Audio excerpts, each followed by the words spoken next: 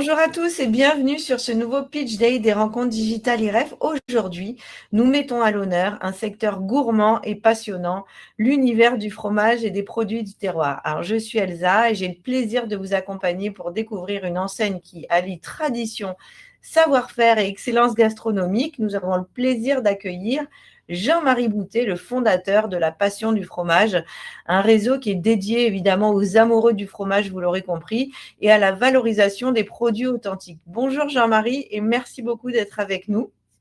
Bonjour Elsa et merci de m'accueillir parmi vous. Avec plaisir. Alors aujourd'hui, nous allons donc explorer le concept La Passion du fromage et comprendre comment il offre de belles opportunités aux entrepreneurs, je vais y arriver, passionnés par la gastronomie. Alors avant de débuter, Jean-Marie, est-ce que vous pourriez, s'il vous plaît, pitcher rapidement sur le concept de la passion du fromage? La Passion du fromage, c'est simplement un réseau de crémiers fromagers, de boutiques présentes dans des cœurs de ville ou quartiers qui proposent à les consommateurs, les habitants, quels qu'ils soient, mais surtout amoureux du fromage, une variété de fromages, environ 200-220 fromages, pour pouvoir leur faire découvrir notre terroir et le terroir à l'étranger, et puis avec quelques petits compléments de produits du terroir, du vin, de la bière, mais qui se marient toujours avec du fromage. Alors, parfait. Donc maintenant, nous, on veut tout savoir sur la passion du fromage déjà, comment l'aventure a démarré, par exemple. On peut peut-être commencer par le commencement. L'aventure, elle a démarré très simplement. Moi, j'étais, comme beaucoup d'entre nous, un consommateur de fromage, un épicurien, un amoureux du fromage. J'avais des activités par ailleurs. J'ai été longtemps, moi, dans la création d'entreprises et le marketing stratégique. Mais j'étais pour autant consommateur et j'avais sympathisé avec un fromager.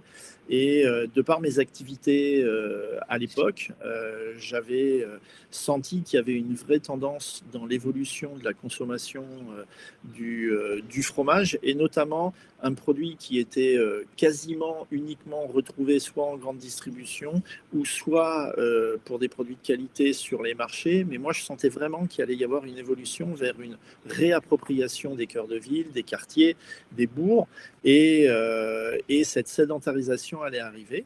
J'en ai parlé à mon fromager, ça a cheminé dans sa tête, puis 6 mois après, il m'a dit, écoute, c'est la dernière fois qu'on va se servir, parce que ça y est, j'ai trouvé une boutique, je m'installe.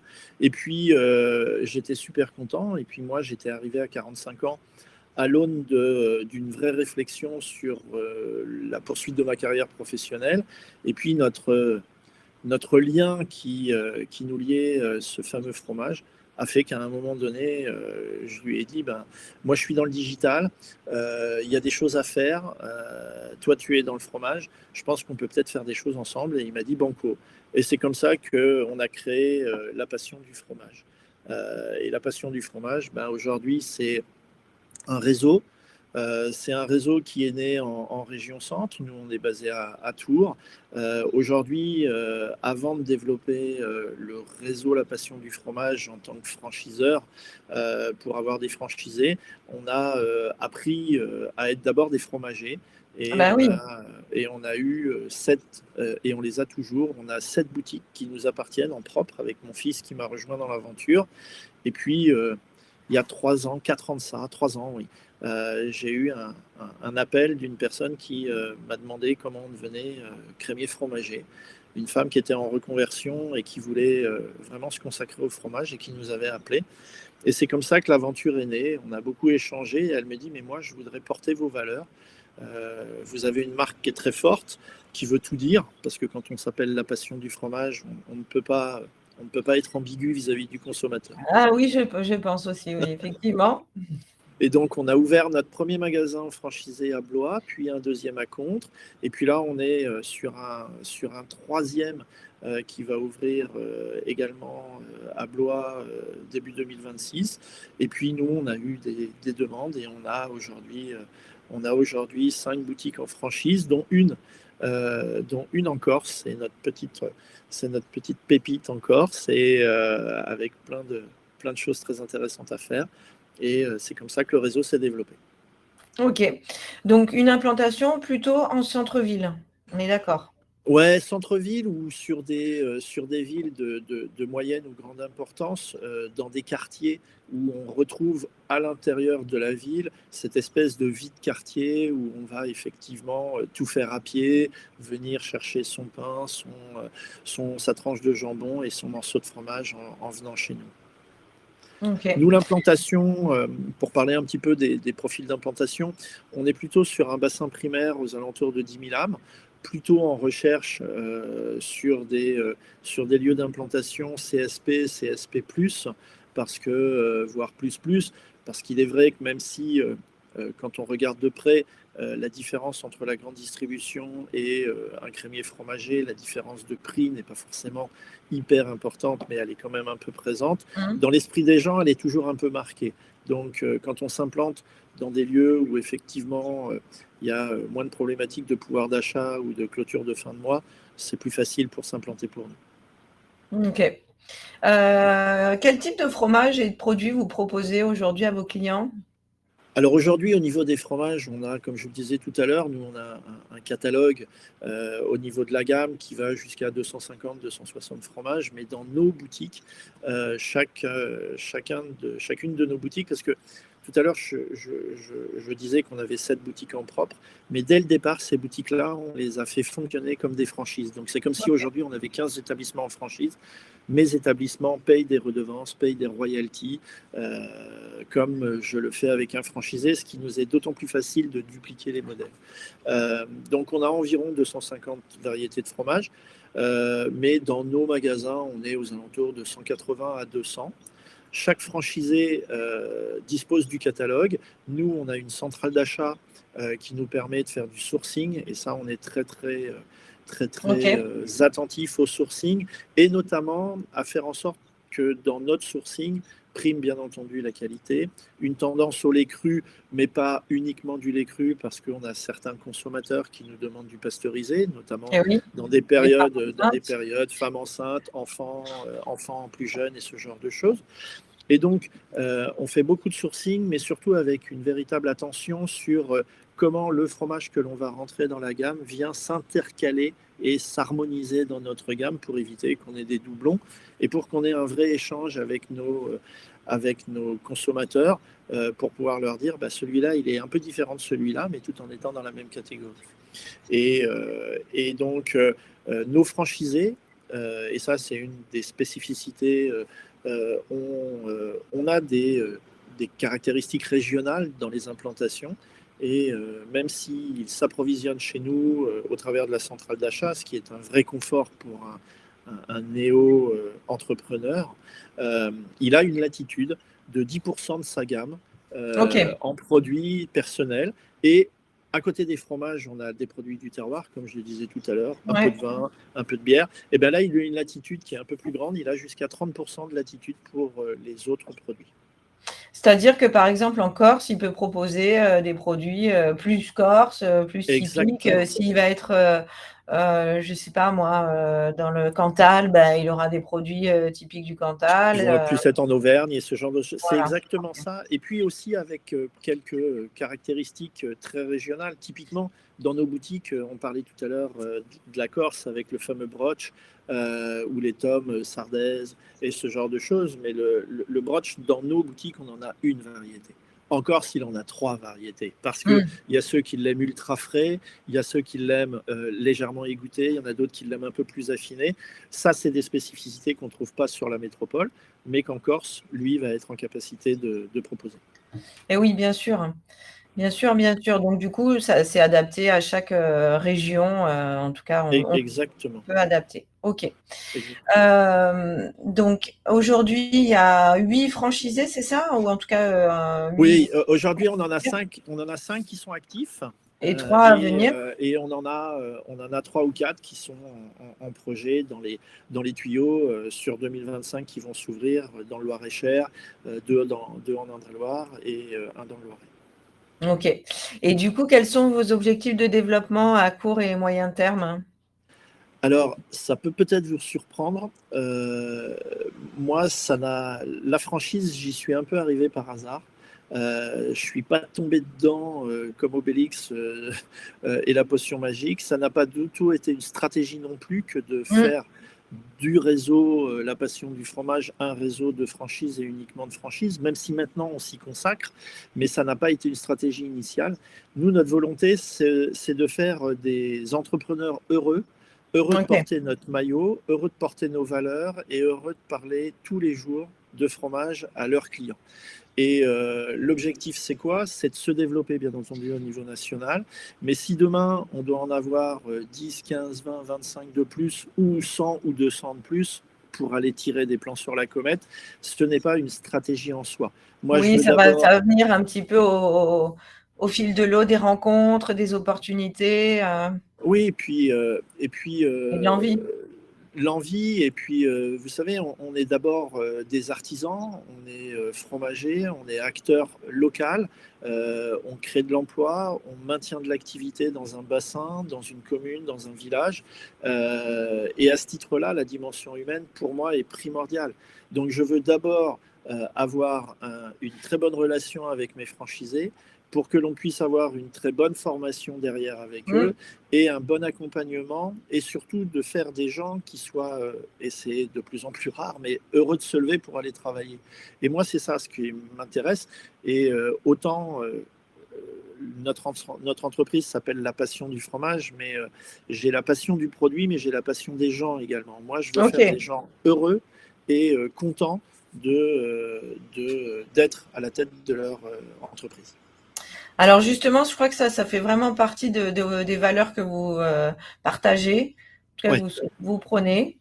Ouais, ça c'est vraiment ce qui nous distingue. C'est-à-dire que quand on s'appelle La Passion du fromage, bien entendu, on se doit d'avoir la passion du fromage, mais tout crémier qui existe et qui est implanté a la passion du fromage, sauf que nous, c'est notre étendard, c'est notre marque. Donc ça, c'est une valeur forte. C'est une valeur forte pour nos franchisés, pour nos clients, parce que dans la rue, quand on voit marquer la passion du fromage, on se doute qu'on ne vend pas des clous, et on se doute qu'on ne va pas non plus, on va pas non plus être un discounter du fromage. On va vendre de la qualité, on va la vendre avec beaucoup de passion. Donc ça, c'est important parce que nos clients poussent la porte parce qu'ils savent qu'ils vont trouver des produits de qualité, mais aussi parce qu'ils vont avoir les conseils adaptés à leurs besoins, à leur goût, à la situation du moment. Et puis la deuxième très grosse valeur qui est la nôtre, c'est nos créations signature, où effectivement, là, on va être face à beaucoup de créativité que l'on apprend dans le cadre de nos formations. Ça, c'est quelque chose où on passe beaucoup de temps. C'est ce que j'appelle souvent être capable de faire du beau avec du bon. C'est-à-dire que n'offrez plus des fleurs, offrez un bouquet de fromage, et vous pourrez le grignoter à l'apéro ou en fin de repas. Quitte à présenter un plateau de fromage, confiez-nous la création avec de la pré-découpe, et on va vous faire un effet waouh en plus de qu'est-ce que je me Mm. régale. Et c'est véritablement pour ça que nos clients, le sachant et le bouche à oreille faisant son œuvre, viennent et reviennent dans nos boutiques. Ok. Et à quoi ressemble une boutique alors, justement, la passion du fromage? Alors nous, c'est pareil, ça c'est mes origines de marketing stratégique qui ont un peu travaillé dès le départ. Moi, j'ai toujours assez détesté, quand je vais dans des commerces de proximité, cette espèce de fil et de queue et de file indienne que l'on m'impose quand je rentre dans un commerce, que ce soit une boulangerie, une pâtisserie, un charcutier, un boucher, un poissonnier, ou parce qu'il y a un étal, parce qu'il y a une vitrine qui me sépare de mon artisan et de mon commerçant, eh bien, je suis obligé de faire la queue et d'attendre. Moi, j'ai complètement voulu casser les codes de ça, et on a pris le parti non plus d'être en vente arrière, comme c'est le cas dans 95% de commerces de bouche en Ouais. centre-ville, et on a pris le parti d'être en vente avant, c'est-à-dire qu'on a des grandes vitrines qui nous permettent d'exposer bien plus de fromage et de meilleure visibilité pour le consommateur. Mais surtout, on laisse le client déambuler dans nos boutiques. On a un îlot central qui est notre table de découpe, et on est au milieu de nos clients. avec eux pour dialoguer, pour leur demander quelle est la taille de la part qu'ils veulent et comment ils le souhaitent. Et ça, c'est C'est vraiment... convivial. c'est ultra convivial. Après, on a, parce que c'est la franchise, un environnement de déco qui allie matériaux modernes, de l'inox, des vitrines très modernes avec du noir, avec un header lumineux et ce genre de choses, avec quelque chose de très traditionnel au niveau de nos étagères d'épicerie qui permettent effectivement d'allier ces deux et surtout qu'ils soient reconnaissables à chaque fois que je rentre dedans et que je puisse me dire ah mais vous avez une autre boutique là-bas parce que je suis rentré et ça me parle et c'est ce genre de choses. Donc on a des murs de palissade en bois qui font partie de notre charte qui sont là. Mais l'idée c'est d'être au milieu des clients et de pouvoir effectivement échanger de manière très facile.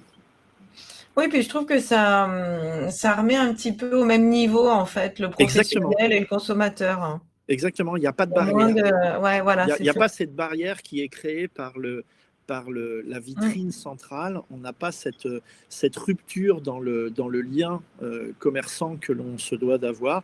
Nous, nos clients, ils rentrent et alors au début, c'est un peu déstabilisant pour nos collaborateurs ou pour nos franchisés qui disent ouais, mais attendez, je vais être perdu. Comment est-ce que les gens font et tout. Et je leur dis, vous inquiétez pas, nous, on n'est pas une grande surface, on n'est pas Ikea, il n'y a pas 3000 personnes qui rentrent dans le magasin par jour. Les gens, quand ils rentrent, il y a 3, 4, 5, 6 personnes, ils font tout de suite une revue de qui est dans le magasin et ils savent avant qui ils C'est sont et vrai, c'est après vrai. qui ils sont. Oui, Et oui, c'est vrai. naturellement, les gens vaquent, déambulent, comme ça leur permet de regarder, d'échanger. Et quand vient leur tour, si nous on sait, on sert. Si on ne sait pas, on dit c'est à qui. Et les gens naturellement se disent je crois Oui, que oui, c'est à oui. moi. Et ça se passe super bien. Et ça Bon. apporte un autre avantage, c'est que du coup, n'ayant plus de file indienne, eh bien, quand on a des clients qui se connaissent mais qui arrivent à des moments différents, des fois ça fait café du commerce parce que les Ouais, gens c'est vrai. discutent de leur petite vie et puis quand c'est leur tour, ça arrive assez souvent qu'ils nous disent non, non, mais attendez, allez-y, passez devant moi parce que là, j'ai pas fini de discuter Oui, avec oui, mon oui, tout ami. à fait. Et voilà, donc on est vraiment sur quelque chose où l'humain, au-delà des produits, de ce que je vous ai dit tout à l'heure, mais l'humain est quelque chose de primordial pour nous. Ok. Alors, en plus de tout ça, imaginons que j'ai un projet de création en franchise et que je ne sache pas chez qui aller. Qu'est-ce que vous me dites là, Jean-Marie, alors? Bah, aujourd'hui, pourquoi est-ce que quelqu'un qui souhaiterait embrasser ce très beau métier d'entrepreneur et dans le fromage, pourquoi venir chez nous? Simplement parce que déjà, la condition sine qua non, et c'est simplement le switch de notre logo, il faut aimer le fromage par passion. Aujourd'hui, quelqu'un qui ne consomme pas de fromage, n'est pas curieux pour savoir ce qu'il en est du fromage, ça va être compliqué parce que c'est ce qui fait notre ADN. Mais en plus, Ensuite, c'est odorant. Alors, si on n'aime pas le fromage, c'est ouais, quand même un peu gênant, quoi. exactement, exactement. Et il faut vouloir entreprendre au sein d'un jeune réseau, hein, parce on n'est pas très très ancien, mais surtout avec une vraie volonté de garder la taille humaine. Et c'est pour ça qu'on n'est pas à la course aux ouvertures, mais plutôt à la qualité des ouvertures, avec une vraie relation avec nos franchisés. Moi, comme je dis souvent, on n'a pas de hotline, mais mon téléphone il est ouvert H24. Et je discutais avec une de mes franchisées qui me dit ce qu'il y a de vachement bien avec vous, c'est que j'appelle, j'envoie un SMS et dans les 10 minutes, j'ai une réponse, si ce n'est instantanément. On est à disposition. La troisième, c'est bien entendu, il faut aimer vendre, il faut aimer la vente conseil, il faut aimer fidéliser un client. On n'est pas sur du one-shot, on va travailler un client dans la durée en répondant à ses besoins. Il faut avoir aussi l'envie d'être adossé à des savoir-faire et une méthode qui a fait ses preuves et qui a été éprouvée, ce qui est un lieu commun pour les gens qui embrassent la franchise parce Mmh, que tout à c'est fait. pas être entrepreneur, mais nous, on a vraiment des choses qui nous ont permis, parce qu'on a créé il y a 13 ans notre premier magasin et on est rentré en franchise 10 ans après, mais en ayant ouvert 8 boutiques. Donc, notre meilleure satisfaction, c'est d'avoir de nos collaborateurs qui nous disent mais moi, je pourrais demain devenir franchisé et on leur cède même des boutiques à nous dans lesquelles ils ont été formés ou dans lesquelles ils ont été travaillés. Donc, pour nous, Oui, c'est des oui, tout valeurs à fait. fortes de le faire. C'est aussi vouloir réussir dans les pas d'une entreprise qui a, fait ses preuves, deux, baliser un peu le secteur. Nous, on est là, comme je dis souvent, je ne suis pas là pour garantir une réussite, mais je suis là pour empêcher des écueils.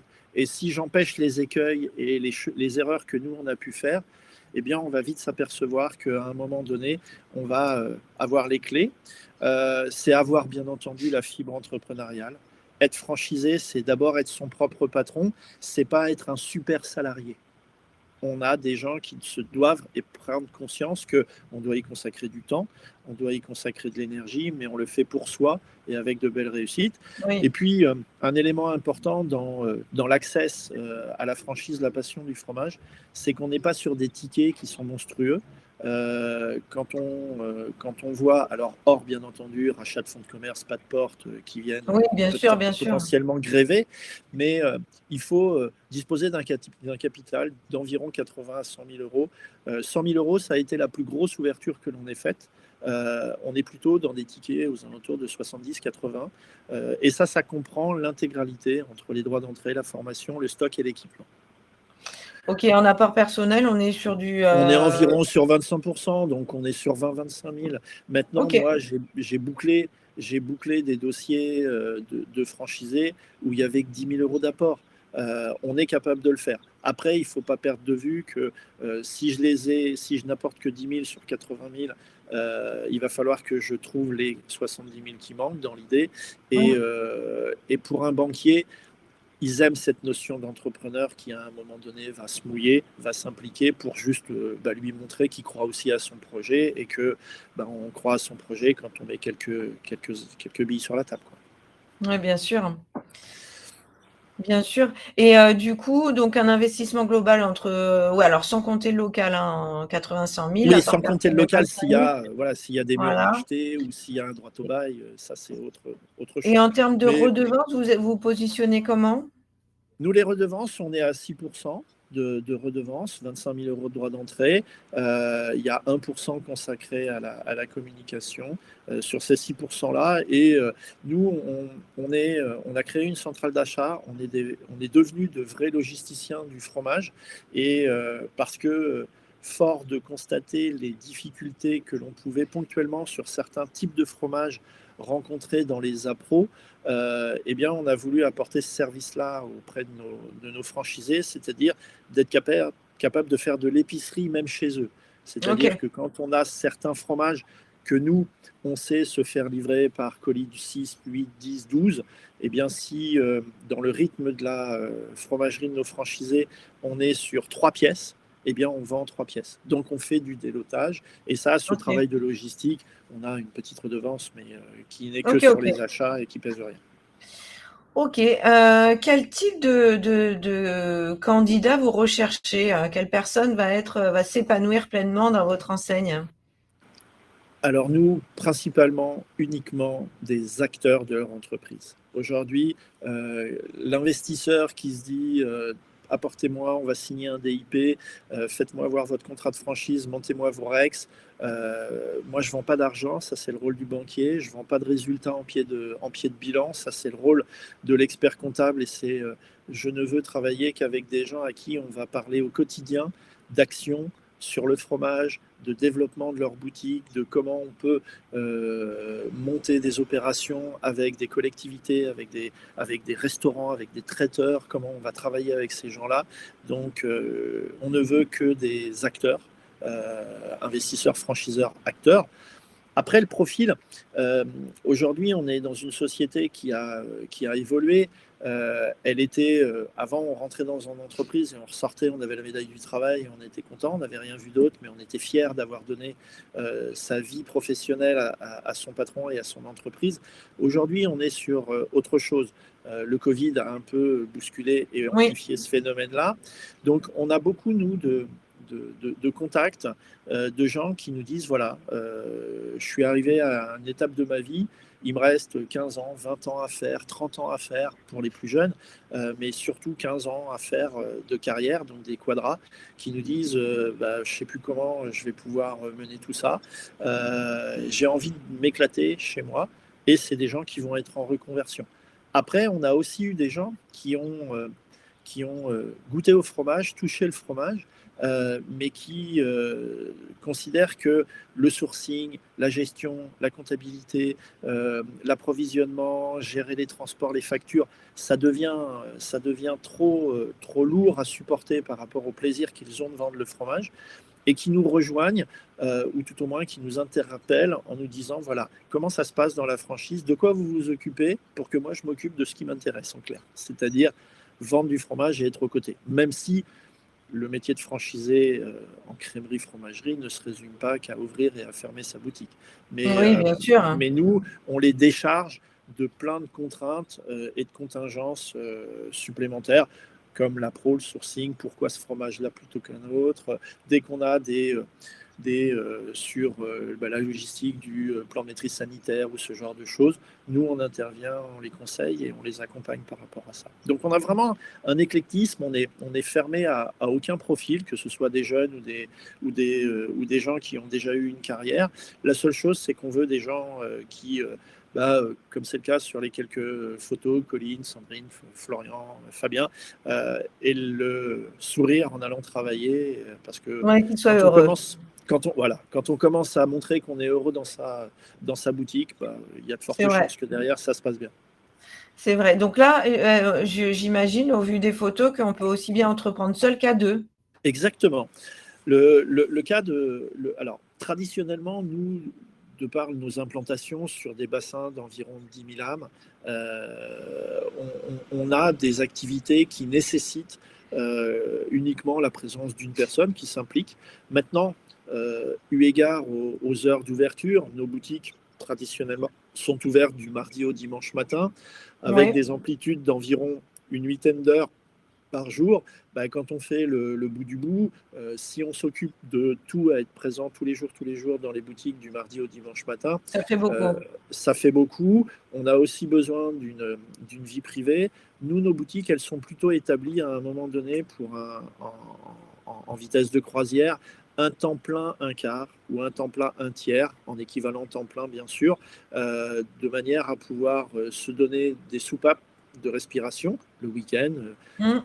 Tous mes franchisés sont aussi des gens qui ont une vie de famille, ont des enfants et se doivent de ne pas exploser au travail. C'est pas le but du jeu, il faut avoir plaisir à venir travailler. Et donc du coup, on est sur plutôt effectivement une boutique en solo, avec une personne qui va venir travailler éventuellement, dépanner le week-end ou dans la semaine, ce qui permet de faire autre chose, prospecter notamment les pros. Mais c'est également quelque chose qui se traite en famille ou en couple. C'est le cas de Sandrine et Florian. Alors Florian a une activité parallèle qui permet effectivement de stabiliser l'économie du foyer, mais vient les week-ends participer parce qu'il est piqué, quoi. Enfin, voilà, il est dans la passion du fromage. Bon, on est d'accord que du coup, un profil purement investisseur, c'est pas un profil qui vous intéresse particulièrement. Non, parce que c'est des profils plus difficiles. C'est des profils plus difficiles non pas à driver, mais le maître mot, c'est qu'est-ce qui sort à la fin de l'année, quel est le résultat, quel est le REX, les EBITDA et ce genre de choses. Ça ne veut pas dire que nos boutiques ne soient pas rentables, mais il y a un moment donné, quand on veut montrer l'exemple, quoi de mieux que d'être capable de montrer l'exemple. Et c'est pour ça qu'on a des discours beaucoup plus impliqués avec des acteurs qu'avec des investisseurs. Ok.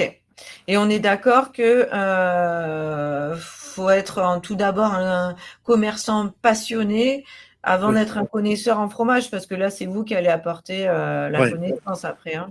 Oui.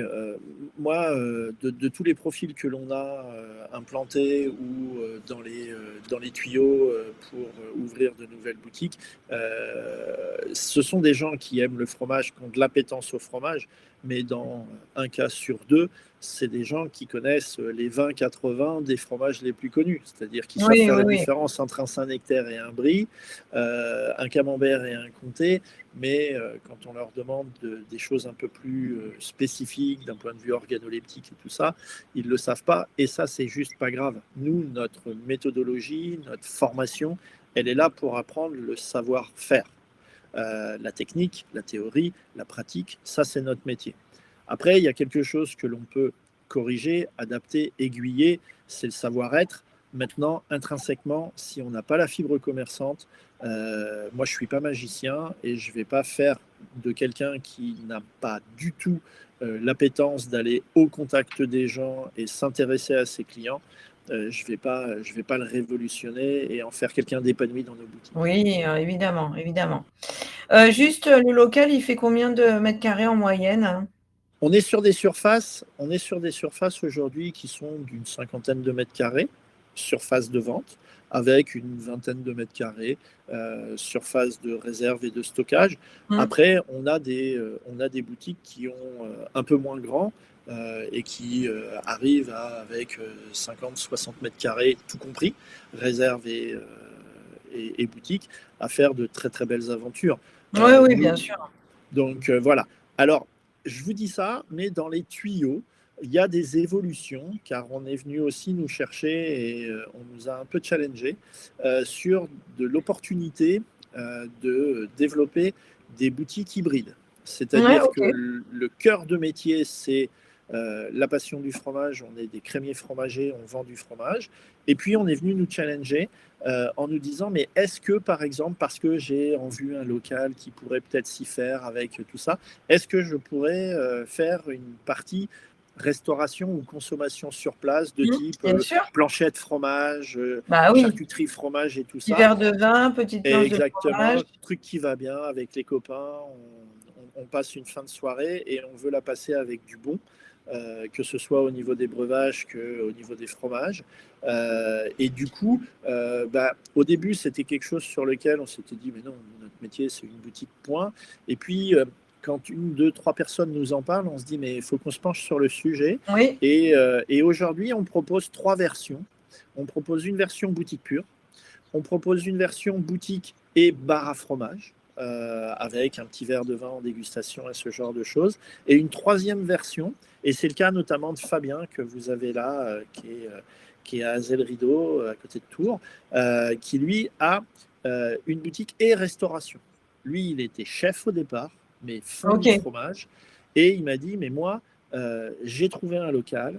Ce local-là, il y a une arrière, je peux le transformer avec une petite cuisine. Est-ce que je peux faire quelque chose? Donc nous, ça nous a fait retravailler sur notre modèle de contrat de franchise et où on a évolué en lui disant, OK, go, mais par contre, tout ce que tu sers à manger sur place, il faut qu'il y ait du fromage et du fromage qui soit de nos vitrines. Bah L'idée, oui. c'est de dire, on va vous faire manger du bon, vous allez le découvrir, mais si vous voulez repartir avec le petit bout du bon, ben on pourra aussi vous en vide. Donc ça, OK. c'est l'opportunité de faire des ventes doubles qui sont très intéressantes. Bah oui, oui, carrément. Donc Bon, voilà. Jean-Marie, le temps file, je vois, mais nous n'avons pas évoqué encore l'accompagnement, que vous proposez, donc je propose de le faire rapidement. Ouais. L'accompagnement, il est comme dans tous les process de franchise, donc on ne va pas forcément révolutionner et renverser la table. On a bien entendu un entretien, on a bien entendu des rendez-vous physiques. Tous nos néo-franchisés sont, avant même de décider quoi que ce soit, immergés dans l'une de nos boutiques. Ça ne les empêche pas de contacter nos franchisés, de contacter nos boutiques existantes. Et puis surtout, nous, notre force, c'est que, bien entendu, DIP, bien entendu, signature de contrat. Mais nous, notre force, c'est l'accompagnement et la formation. Moi, par rapport à mon parcours professionnel, j'ai aussi enseigné pendant 25 ans en supérieur, de l'IUT à master. Pour moi, c'est primordial. Et donc, du coup, on a un accompagnement théorique, technique et pratique de 4 semaines. Les gens viennent sur OK. notre site, au niveau de la centrale d'achat, on a un centre de formation. On est dans un process de Calliope qui devrait arriver, c'est toujours un peu long, mais dans les 3-4 prochaines années. Mais on a de quoi accueillir nos candidats. Et la formation de 4 semaines, elle se fait par alternance de matinée. Je vais OK. une matinée en cours, l'après-midi, je suis en boutique. Le lendemain matin, je suis en boutique. L'après-midi, je suis en cours. Et on vient créer cette alternance-là sur 4 semaines. Ensuite, l'accompagnement, c'est bien entendu, l'ouverture est un moment stratégique. Comme me disaient des vieux de la vieille dans le domaine du business, tu as le droit de flinguer ton dépôt de bilan, tu n'as pas le droit de rater ton ouverture. Donc, du coup, on fait l'implantation, on est là le jour de l'ouverture et on est là le reste de la semaine d'ouverture. En accompagnement pour régler les choses, caler les trucs et ainsi de suite. Un mois après, grosso modo, entre un mois et 45 jours après, on organise l'inauguration de nos boutiques. C'est nous qui nous déplaçons, c'est nous qui préparons ce qu'il faut faire, les personnes à inviter, comment il faut le faire, ce qu'il faut faire, le réceptif, qui on invite dans les personnes influentes, les médias et ce genre de choses. Et on fait des visites après, 90 jours après l'ouverture. On vient entre 2 et 5 jours en fonction du besoin, revisiter nos franchisés pour faire les derniers petits réglages et répondre à leurs besoins, en sachant qu'entre toute cette période-là, on est disponible pour répondre à toutes leurs questions autant de fois que c'est nécessaire. Nous, on est vraiment dans la disponibilité la plus importante. Ok. Parfait, Jean-Marie. Ben, écoutez, je vais vous laisser le mot de la fin. Je vous laisse conclure, si vous le souhaitez. Ah ben, il n'y a pas de problème. Nous, aujourd'hui, ce que je peux vous dire, comme c'est le cas sur ce petit slide, j'ai beaucoup parlé, vous m'avez beaucoup entendu, on a essayé de vous vendre notre passion pour ce joli métier de crémier fromager. J'ai été, moi, à votre place, si vous êtes en reconversion, je l'ai été, donc je sais et je peux vous parler de ce qu'il sera de votre devenir. Cette passion-là, elle a été aussi transmise à mon fils qui un jour m'a dit « Papa, j'ai envie de développer les choses avec toi ». Donc aujourd'hui, on est deux dans cette aventure et n'hésitez pas à nous contacter. Vous avez nos coordonnées. Les numéros que vous avez, ce n'est pas un numéro de bureau, c'est nos numéros de portable direct. Donc vous tomberez indubitablement sur ou moi ou Valérie pour répondre à vos besoins. Ok. Écoutez, Jean-Marie, en tout cas, merci beaucoup pour ces précieuses informations.